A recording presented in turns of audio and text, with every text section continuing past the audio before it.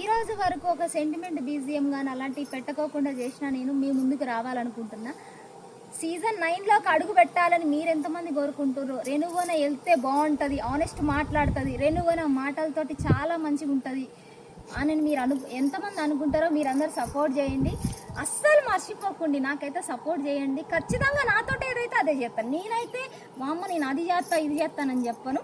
నేను కొంచెం తిన్న తర్వాత మీ అందరికీ ఎంత చేయగలను అంత అయితే చేయగలను. ఎందుకంటే వచ్చిందంతా మీకే చేస్తాను నేను చెప్పను, ఈ గప్పాలు అయితే కొట్టలేను. ఎందుకంటే నేను అదే పేదరికంలో పుట్టిన కాబట్టి ఆ పేదరికం కష్టాలు నాకు తెలుసు. ఇప్పుడు కూడా నేను పేదరికమే అనుభవిస్తున్నా, అది అందరికీ తెలిసిన విషయమే.